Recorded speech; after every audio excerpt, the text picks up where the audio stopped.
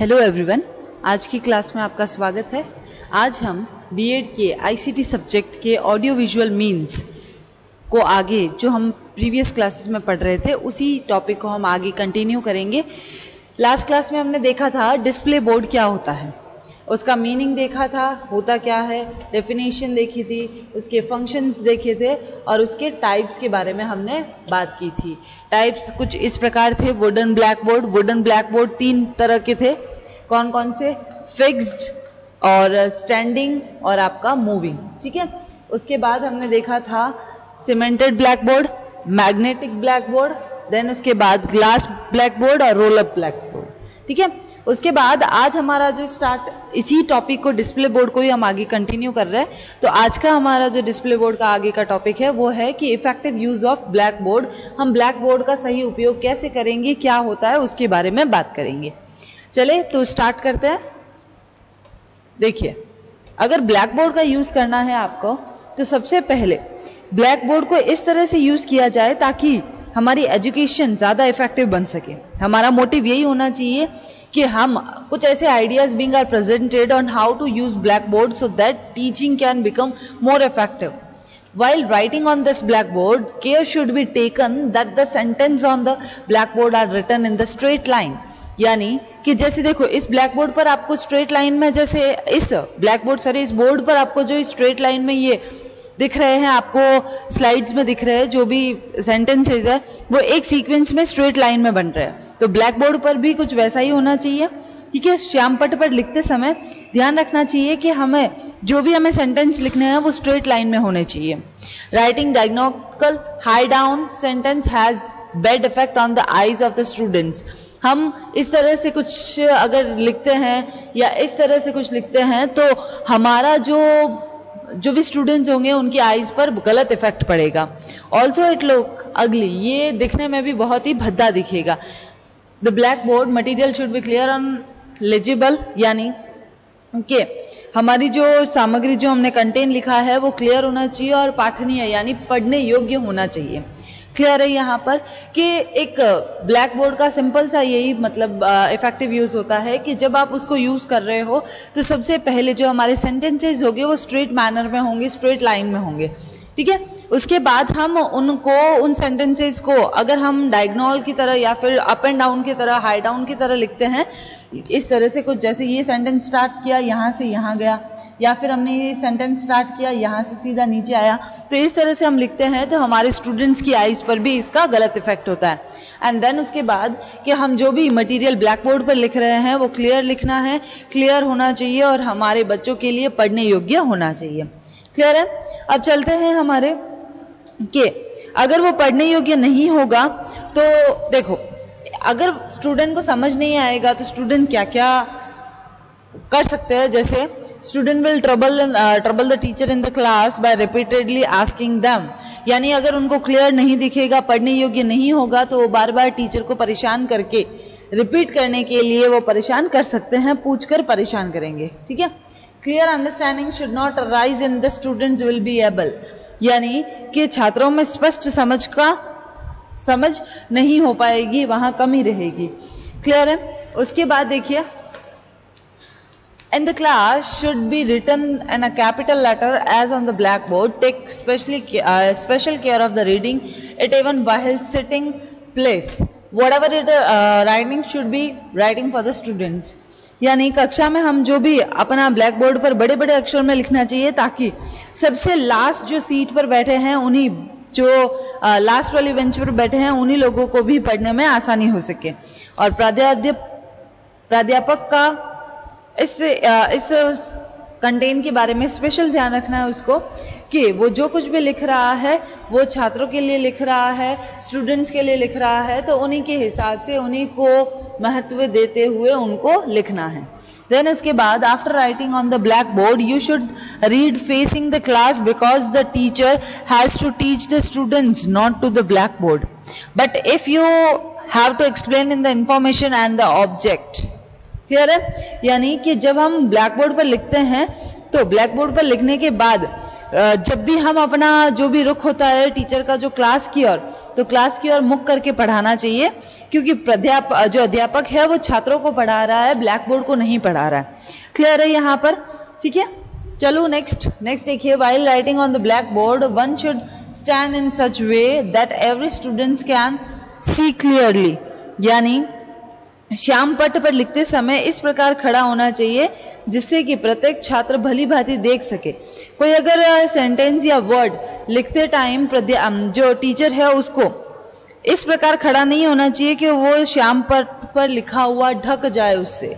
यानी जैसे अगर टीचर ब्लैक बोर्ड पर कुछ भी लिख रहा है, ठीक है, तो वो उस ब्लैक बोर्ड को जो लिख रहा है ना, वो ताकि बच्चों के फेसिंग की तरफ हो, बच्चों को दिखे और साथ में वो लिखता जाए, इस पोजीशन में उसको खड़े लेकर टीचर को लिखना है। ठीक है, फिर आता है नेम ऑफ द सब्जेक्ट और lesson should be written on the black board but it not necessary that unit date act should be written on the blackboard because all these are written for the students only। यानी कि श्याम पट्ट पर विषय या पाठ का नाम लिखना चाहिए, लेकिन ये जरूरी भी नहीं है, ये जरूरी भी नहीं है कि हम ब्लैक बोर्ड पर यूनिट डेट लिखे, क्योंकि ये सब छात्रों के लिए ही लिखी जाती है। क्लियर है यहाँ पर? और छात्रों को इनका ज्ञान होता है। क्लियर है? चलो नेक्स्ट। ठीक है, नेक्स्ट आता है आपका colour chalk should be used as per the requirement while making the pictures. यानी हम चित्र बनाते समय अपनी कलरफुल जो चॉक आती है उनका यूज करके जो भी हमारी पिक्चर्स होती है उनको अट्रैक्टिव बना सकते हैं। फिर है before leaving the class whatever is written on the black board should be erased so that the other teacher does not have to do this work and you should get the clear board। यानी कि जब आप class को छोड़ रहे हो, teacher कक्षा से जाने से पहले वो जितना भी ब्लैक बोर्ड पर लिखा गया है उसे मिटा देना चाहिए, ताकि दूसरा टीचर अगर कोई भी आता है तो उसे वो काम करना नहीं पड़े और उसको वो जो ब्लैक बोर्ड है वो क्लियर मिले। क्लियर है यहाँ पर? तो ये सारी चीजें जो है ये आपकी थी कि इफेक्टिव ब्लैक बोर्ड का यूज, जो हमारा यूजेस होगा इफेक्टिव तरीके से हम कैसे ब्लैक बोर्ड का यूज कर सकते हैं, उनके ऊपर हमने बात की। क्लियर है? आगे चलते हैं। आगे है हमारा व्यक्तित्व का श्याम पट्ट कार्य से संबंध। अब हम बात करते हैं व्यक्तित्व का श्याम पट्ट कार्य से संबंध, relationship of personality to black board. ठीक है, यानी कि श्याम पट्ट पर जब एक टीचर के व्यक्तित्व का, मतलब जो ब्लैक बोर्ड होता है वो एक टीचर का खुद का मिरर होता है कि वो जैसा सोचता है, उसके जैसे थॉट्स होते हैं वो ब्लैक बोर्ड पर वैसा ही प्रेजेंट करता है। तो कक्षा में क्लास में जब हमारे टीचर ब्लैक बोर्ड पर लिखते हैं तो वह कैसे खड़े होंगे, किस तरह से समस्याओं का समाधान करेंगे, हमारी प्रॉब्लम्स को कैसे सॉल्व करेंगे, उनका सल्यूशन, उनका आउटकम क्या आता है, वो किस प्रकार से पढ़ाते हैं, किस प्रकार से ब्लैक बोर्ड पर काम करते हैं, या ये सभी एक तरह से हमारा जो टीचर होता है उसकी ये सारी पर्सनालिटी होती है कि वो किस तरीके से पढ़ा रहा है, किस तरीके से रिजल्ट निकाल रहा है, किस तरीके से प्रॉब्लम को फाइंड कर रहा है, कम्युनिकेशन कर रहा है, इंफॉर्मेशन सर्कुलेट कर रहा है। तो ये सारे फैक्टर हमारे एक प्रोफेसर की पर्सनालिटी को इंडिकेट करते हैं। And professor should pay more attention on the black board, यानी प्रोफेसर हमेशा उसका ध्यान कहाँ होना चाहिए, सबसे ज़्यादा ध्यान होना चाहिए ब्लैक बोर्ड पर। और ये भी एक जो भी वो कंटेंट प्रोवाइड करवाएगा वो क्लियर होना चाहिए, उसकी लिखावट सुंदर होनी चाहिए। ये भी लिखावट और क्लियरनेस ये भी आपकी एक टीचर की पर्सनालिटी के फैक्टर होते हैं। और इस तरह से ध्यानपूर्वक हमें ब्लैक बोर्ड का यूज़ करना चाहिए ताकि उसकी जो पर्सनालिटी है उस प्रोफेसर की वो ज़्यादा इफेक्टिव बन सके और ज़्यादा उसमें क्वालिटीज़ आ सके, एसेंशियल क्वालिटीज़ हो सके। देखिए, the black board is the mirror of the personality of the professor. Professor की पर्सनैलिटी का मिरर होता है। In the class professor writes on the black board how does he stand, वो कैसे खड़े रहते हैं, how to solve problem find, वो प्रॉब्लम को कैसे फाइंड करते हैं, एक्सट्रैक्ट्स रिजल्ट्स, वो रिजल्ट्स को कैसे निकालते हैं, हाउ ही टीचर्स, वो कैसे पढ़ाते हैं, कैसे information communication technology works on the black board कैसे करती है। All these are deciding factor of professor personality. the professor should pay more attention to the blackboard. It is true that this is the good work on the blackboard, organized and well organized material, clear and beautiful handwriting indicates a good personality of the professor. Professor की जो personality है वो indicate कौन कौन से factor से होती है? Clear, beautiful handwriting, organise and well organised material होना चाहिए उसके पास. The professor should the black board properly and clearfully so that his personality can become more effective. Effectiveness is the essential quality of the professor. ठीक है, तो black board से किस तरीके से एक प्रोफेसर का एक टीचर का रिलेशन होता है, रिलेशनशिप क्या होती है, इनकी पर्सनैलिटी की, वो हमने यहाँ पर बात की.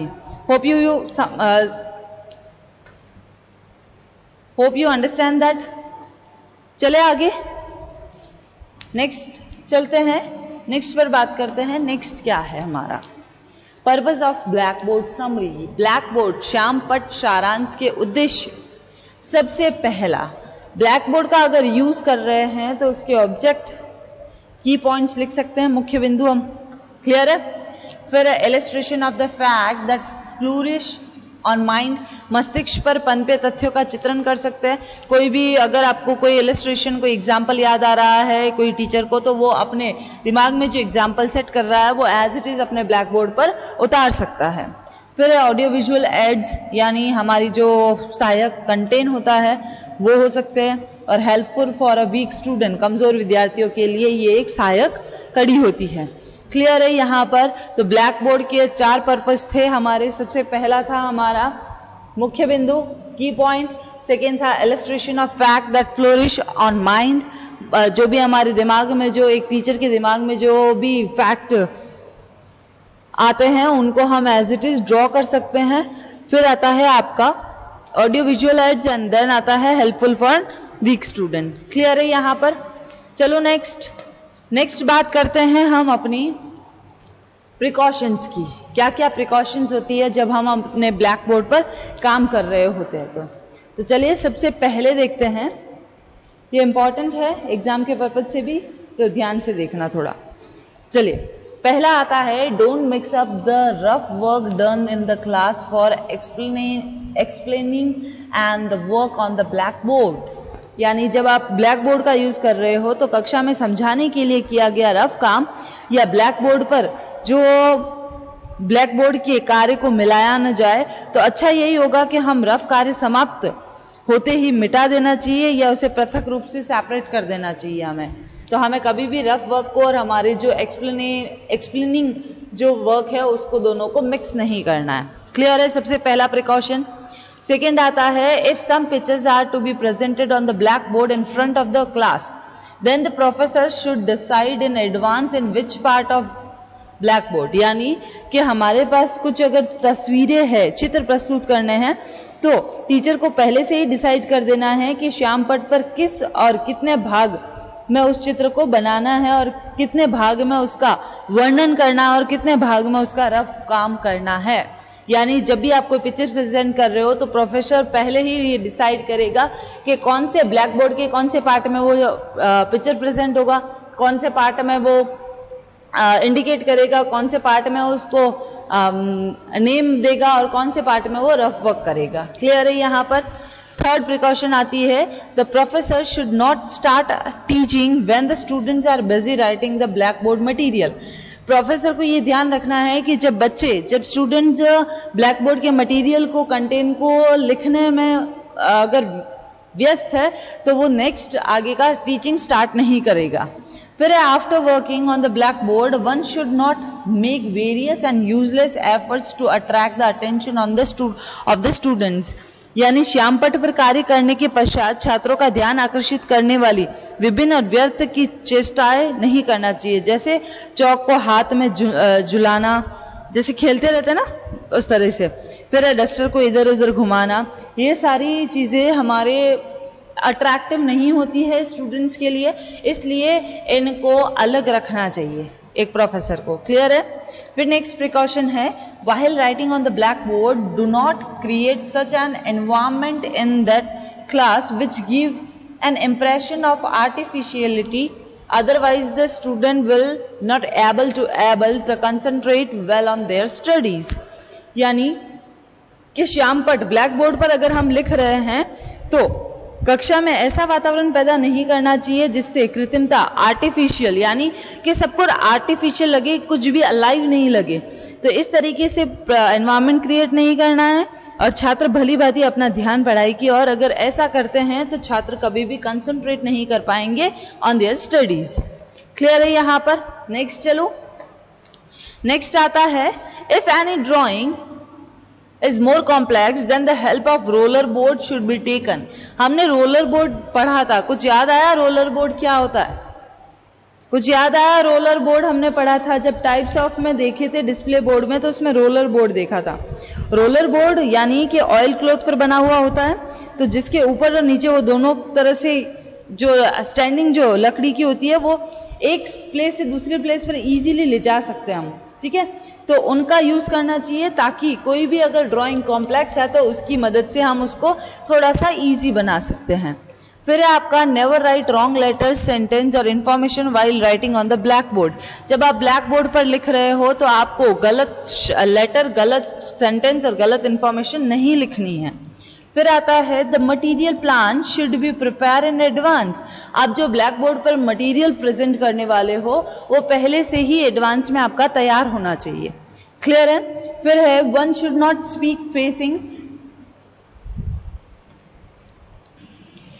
One should not speak facing face to face, ये यहां पर गलत आ गया है, फेस टू फेस,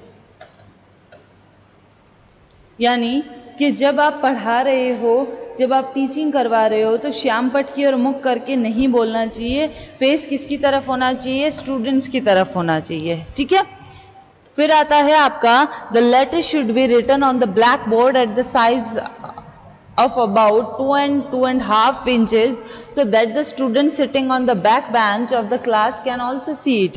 यानी जब आप लेटर्स लिख रहे हो ब्लैक बोर्ड पर तो वो 2.5 इंचेस के होने चाहिए ताकि जो लास्ट बेंच पर बैठा बच्चा है वो भी इजीली देख सके।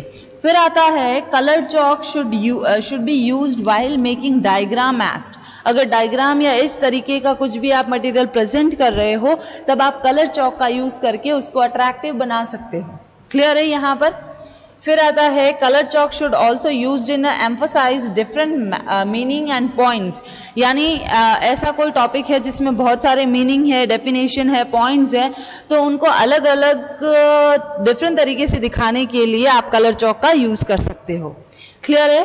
फिर आता है while writing on the blackboard the teacher should keep an eye on the activity of the student but should also be kept। यानी कि जब श्याम पट्ट पर वो लिख रहा है तो लिखते समय शिक्षक को अपनी नजर छात्रों के एक्टिविटी पर भी रखनी चाहिए, ठीक है। ऐसा नहीं है कि टीचर अपना पूरा कंटेंट लिख रहा है, बच्चे पीछे अपनी एक्टिविटी कुछ कर रहे हैं, तो ऐसा भी नहीं होना चाहिए। उनकी जो जो एक्टिविटी हो रही है वो टीचर के ध्यान में होनी चाहिए। क्लियर है? Whatever the teacher write on the blackboard he should speak while facing the class। यानी जो भी उसने श्याम पट्ट पर लिखा है, ठीक है, तो वो सारा क्लास की तरफ मुख करके बोलना भी है उसे। क्लियर है यहाँ तक? देन उसके बाद summary on blackboard to be developed with activity cooperation students need। यानी कि समरी छात्रों के सक्रिय सहयोग से विकसित किया जाना चाहिए। फिर आता है pointer should be used to focus the attention of the students on the map drawing on the blackboard। यानी आप पॉइंटर का भी यूज कर सकते हो, यानी मतलब पॉइंटर का यूज कहाँ कर सकते हैं हम, जैसे मैप पर, ड्राइंग पर, जो बहुत छोटे छोटे से इंपॉर्टेंट जो पॉइंट्स होते हैं उनको पॉइंट आउट करने के लिए आप पॉइंटर का यूज कर सकते हो। देन उसके बाद make habit to erasing letters. यानी कि शब्दों पर जब भी आपको लेटर्स लिखते हैं, लिखने के बाद जब उसका काम खत्म हो जाए तो उसको इरेज करने की भी आदत होनी चाहिए। On the black board with the duster, do not erase it with hand and paper और फिंगर। डस्टर से ही इरेज करना चाहिए ब्लैक बोर्ड पर, अपने हाथ से, अपनी उंगली से या किसी पेपर से इरेज नहीं करना चाहिए। एंड देन लास्ट चीज है आपका whatever you write on the blackboard write important things in brief। जो भी आप लिख रहे हो वो इंपॉर्टेंट थिंग्स ब्रीफ में होनी चाहिए। Do not right unnecessarily elaborate sentences, यानी कि जो अनावश्यक रूप से जो वाक्य या सेंटेंसेस होते हैं उनको एलेबरेट करने की कोई ज़रूरत नहीं है ब्लैक बोर्ड पर। क्लियर है? यहाँ पर समझ आया कि ब्लैक बोर्ड का हम कहाँ पर किस तरीके से प्रिकॉशन रख सकते हैं जब हम ब्लैक बोर्ड का यूज़ करेंगे। क्लियर है? तो देखिए आज की क्लास में हमने क्या पढ़ा, इफेक्टिव यूजेस देखे, उसके बाद हमने पर्सनालिटी के साथ रिलेशन देखा, उसके बाद पर्पस देखे और उसके बाद प्रिकॉशंस देखे। क्लियर है? उसके बाद हम नेक्स्ट क्लास में देखेंगे कि इंटरैक्टिव व्हाइट बोर्ड कैसा होता है, किस तरीके से होता है। क्लियर है यहाँ पर? तो आज